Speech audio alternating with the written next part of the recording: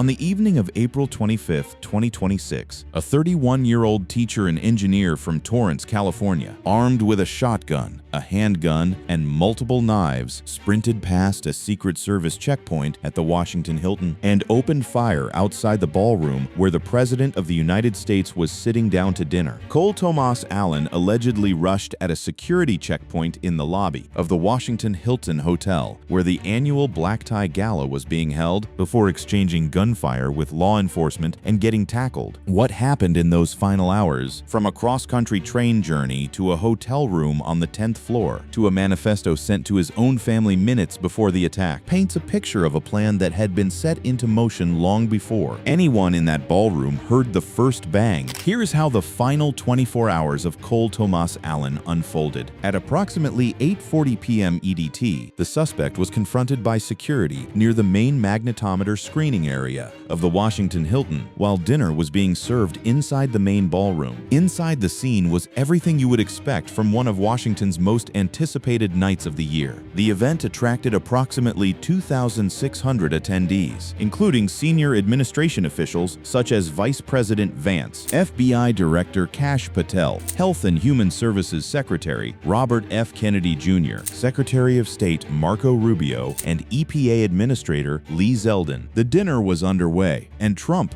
the First Lady, and other dignitaries were sitting at the main table, and White House Correspondents Association President Weijia Jiang was chatting with the dinner's host Oz Perlman when some attendees said they heard several loud bangs shortly after 8:30 p.m. Mentalist Oz Perlman was performing for President Donald Trump, the First Lady, and the press secretary when chaos erupted. Perlman said he heard what sounded like gunshots, and then Secret Service rushed Trump away as guests ducked to the floor and crawled out of the area. The shots did not come from inside the ballroom. They came from just outside it, near the security screening area in the hotel's lobby. He ran past the security checkpoint and fired at least one shot. He was chased and subsequently apprehended. CNN anchor Wolf Blitzer, who was outside the main ballroom at the time, reported being only a few feet away from the gunman when the shots were fired. Security footage, later posted by President Trump on social media, shows what happened next in grainy detail. Security footage posted by Trump shows a man sprinting through the metal detectors and past law enforcement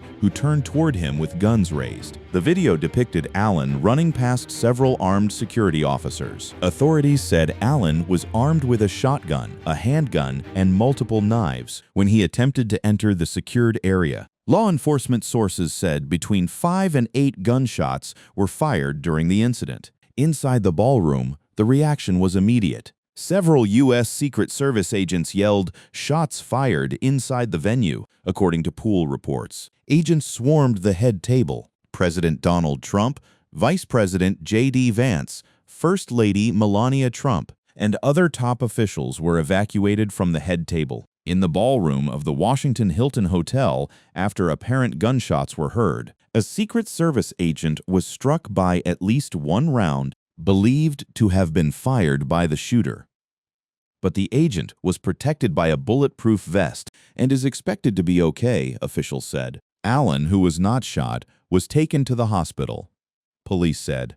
Agents returned fire and tackled Allen to the ground. Photos and videos posted by Trump on social media showed Allen shirtless on the ground. Trump remained inside the hotel in a secure area. While officials assessed the situation, he departed the Washington Hilton for the White House at approximately 9:45 p.m. EDT. After law enforcement requested that all attendees leave the venue, this was over. The entire exchange, from the first shot to Allen face down on the floor, lasted only moments. But the question that immediately seized investigators, lawmakers, and the country was the same one. Who was this man, and how did he get here? To understand that, we need to go back, not just hours, years. Cole Thomas Allen was born and raised in the suburbs of Los Angeles, where he was known for his inquisitiveness and intellect. A former volleyball teammate told NBC News that teammate, who spoke anonymously, described Allen as a borderline genius and super stable. The former teammate said Allen was interested in coding and computers, but he was also a very good writer and seemed to be well-versed in a number of subjects, which makes it even more shocking that he did this. The ex-teammate said, "After high school, Allen went to one of the most competitive academic institutions in the world, commonly known as Caltech, in 2017 with a bachelor's degree in mechanical engineering. The school confirmed it had a record of a student named Cole Allen who graduated in 2017. At Caltech, Allen threw himself into the kind of work that marks someone as ambitious, inventive, and deeply engaged with the world around them. While he was a Caltech student, Allen was a member of the winning group of the 31st Annual Mechanical Engineering 72 Design Competition, which involved building robots that could play soccer. In the 2016 competition, his 5-person group, Blitzkrieg Bots, competed against 4 other teams for the Tridroid Cup. He didn't stop at robotics. Months later, Allen was featured in a local news report for developing a prototype emergency brake for wheelchairs. The wheelchair brakes tend to lock the wheels, but don't lock the chair to the ground. But with this device that will prevent the chair from skidding at all, Allen told ABC7 in 2017. Outside of the classroom, according to his LinkedIn, according to Cole Thomas Allen's LinkedIn, he interned at NASA in 2014. This was not the profile of someone who raised red flags. This was someone building soccer-playing robots, going to campus fellowship groups, and interning at NASA. People who knew him used words like gentle and knowledgeable and curious. After Caltech, Allen worked for a year as a mechanical engineer before becoming an independent video game developer, and later also a part-time teacher at C2 Education, according to the LinkedIn profile. Last year, Allen uploaded a picture wearing a graduation gown and cap, saying he was done with his computer science master's degree from California State University, Dominguez Hills. The name Cole Thomas Allen appeared in that university's 2025 commencement program. So by 2025, Cole Allen had a bachelor's from Caltech, a NASA internship on his resume, a part-time teaching gig where he was named Teacher of the Month in December 2024, and was developing an indie video game he called Boredom. Allen also posted about an indie game he developed called Boredom, described as a skill-based, non-violent fighting game derived from a chemistry model that is itself loosely based on reality. On his LinkedIn, he describes himself as a mechanical engineer and computer scientist by degree, independent game developer by experience, teacher by birth. Officials have said he has no criminal record and was not on the radar of law enforcement in Washington, D.C., but something had been shifting beneath the surface for some time, something that his own family would later describe to investigators in detail. According to investigators and the accounts of Allen's own family members, the man who walked into the Washington Hilton on April 25th was not the same man who had once been described as gentle and stable. Something had changed dramatically, and, it appears, recently. Allen's sister, Avriana Allen, told investigators in Rockville, Maryland, that her brother had made increasingly radical statements and often spoke about doing something to address issues in the world. That word, something, carried an ominous weight that only became clear after the fact. Another family member, who was interviewed by investigators after the attack, said Allen made radical statements, and that he constantly referenced a plan to do something to fix the issues with today's world. Investigators would later find that the shift wasn't just rhetorical. Authorities found anti-Trump and anti-Christian rhetoric on the suspect's social media accounts. The senior official said, this from a man who, during his time at Caltech, had been a member of the Caltech Christian Fellowship. The contrast was stark, and it raised immediate questions about what exactly had catalyzed such a fundamental reversal. In his worldview, his political involvement, at least on paper, appeared minimal. According to voter registration records, Allen is listed as no party preference. According to federal campaign finance records, Allen donated $25 to Democratic Party PAC Act Blue for Kamala Harris's presidential campaign in 2024. That single $25 donation was the only political contribution listed in his name over the past decade, but his activity extended beyond the ballot box. She also told authorities that Allen was affiliated with a group called the Wide Awakes and had attended a No Kings protest in California. The nature and scope of the Wide Awakes remains something investigators are still working to understand. Authorities have not yet clarified the nature or relevance of this affiliation. What is clear is that Allen's rhetoric and behavior had become alarming enough that his family noticed. More importantly, he had been arming himself. Allen, who was seen on surveillance video charging through metal detectors outside the ballroom where the dinner was taking place, had a record of firearm ownership. He purchased the shotgun used in Saturday's shooting in August 2025. According to 2 law enforcement sources, he also owned another semi-automatic pistol, purchased in 2023, they said. She said he had purchased 2 handguns and a shotgun, which he stored at their parents' home without their knowledge, and that he regularly trained at a shooting range. No previous encounters with law enforcement, legally purchasing firearms, and storing them at his parents' house without their knowledge, all while making increasingly extreme statements about what needed to be done to fix the world. His family could see something was wrong, but the full picture of what Allen intended to do would only become clear in the very last moments before the attack itself. Then came the manifesto. The timeline of Cole Allen's final days tells a story. Acting Attorney General Todd Blanche told NBC's Meet the Press on Sunday that the suspect had traveled across the country before the event. Blanche said Allen is not being cooperative and is expected to face multiple charges on Monday. Investigators have determined that Allen traveled by train from Los Angeles to Chicago and then from Chicago to Washington, D.C. It was a journey spanning thousands of miles, and Allen chose a mode of transportation that would leave far less of a trace than flying. No TSA screening, no mandatory identification checks at the gate, no encounter with the kind of magnetometers he would later try to sprint past. Once in Washington, Allen checked into the Washington Hilton. The interim chief for the Metropolitan Police Department of the District of Columbia, Jeffrey Carroll, told reporters on Saturday that investigators believe the suspect was staying in the hotel,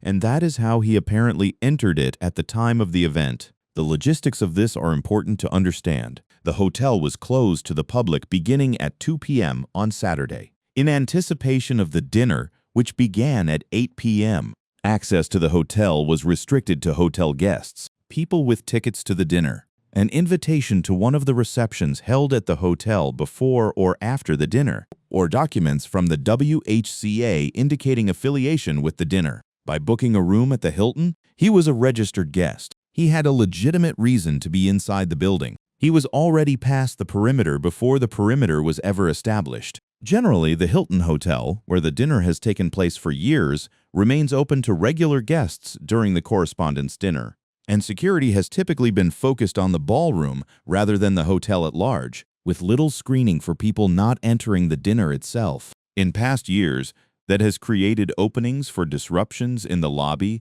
and other public spaces, including protests in which security moved to remove guests who unfurled banners or staged demonstrations. The magnetometers, the metal detectors run by the Secret Service and TSA, were the final barrier between the hotel's public spaces and the ballroom where the president was seated.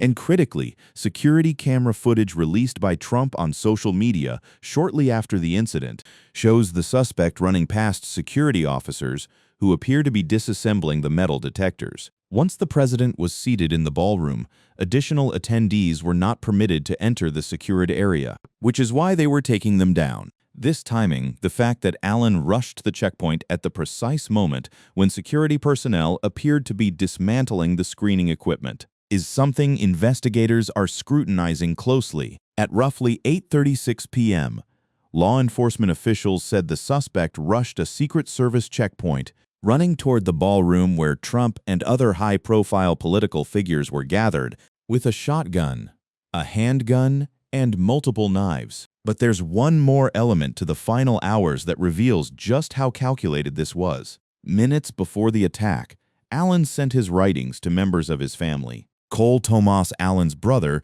notified the New London Police Department in Connecticut of the alleged manifesto, which Allen had sent to his family members minutes before the incident Saturday night. the White House said. A White House official said Allen's family then notified police, also minutes before the incident took place. The timing was cruel in its precision. The family received the writings and called police. Police received the call. But by the time any of that could have been relayed to anyone at the Washington Hilton, Allen was already past the checkpoint. So even if law enforcement in Connecticut had acted instantly, the manifesto itself did not point directly to the Hilton. Trump himself acknowledged this timing gap on Fox News. "I heard about the New London situation, and I wish they would have told us about it a little bit, but it is what it is." The document Cole Allen left behind, what investigators are calling a manifesto, is now at the center of the investigation. Cole Thomas Allen, the suspected gunman who tried to attack the White House Correspondents' Dinner Saturday night, left behind what officials are calling a written manifesto in which he clearly stated he wanted to target officials in the Trump administration. A senior U.S. official told CBS News the suspected shooter's manifesto was specific and outlined a plan targeting Trump administration officials, according to a source familiar with the investigation. The New York Post reports that the manifesto noted that targeted officials were ranked by priority. That detail, the specific exclusion of FBI Director Kash Patel and the ranked prioritization of other administration officials, reveals a level of deliberate planning and categorization that goes far beyond a spontaneous act. In addition, a law enforcement source tells NewsNation that Allen's manifesto specifically stated he was not targeting law enforcement. He was, by his own written account, there to harm members of the Trump administration, not the Secret Service officers who stood between him and the ballroom.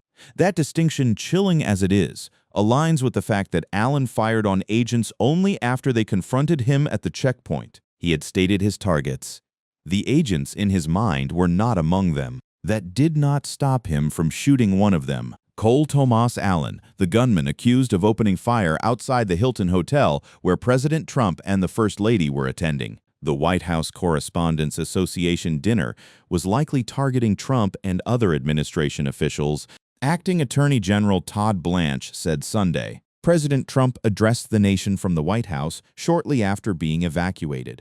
He described the shooter as a lone wolf and a whack job. Speaking with reporters on Sunday, Trump suggested Allen's motivation were a religious thing, adding it was strongly anti-Christian. When you read his manifesto, he hates Christians. The irony of that detail hangs heavy. During his Caltech years, Allen was a member of the Caltech Christian Fellowship. Whatever philosophical transformation he underwent between graduation in 2017 and the evening of April 25, 2026, it was thorough enough to turn a man who once worshipped with campus Christians into someone who, according to the president, directed explicit hostility toward the faith itself. Trump said, "Don't think so." When asked whether the shooting at the White House Correspondents' Dinner could have been linked to the U.S.-Israel war with Iran, the investigation moved fast. Late Saturday night, Bill Asaley, First Assistant U.S. Attorney for the Central District of California, police officers, FBI agents, and the Secret Service could be seen descending on the home throughout the night. Allen will be charged with 1 count each of using a firearm during a crime of violence and assault on a federal officer using a dangerous weapon, U.S. Attorney for D.C. Jeanine Pirro announced Saturday night. Pirro said she expects him to face more charges as the investigation unfolds. Pirro said Allen will be arraigned Monday in federal court, and Blanche said he expects an indictment to follow. It shows that our multi-layered protection works.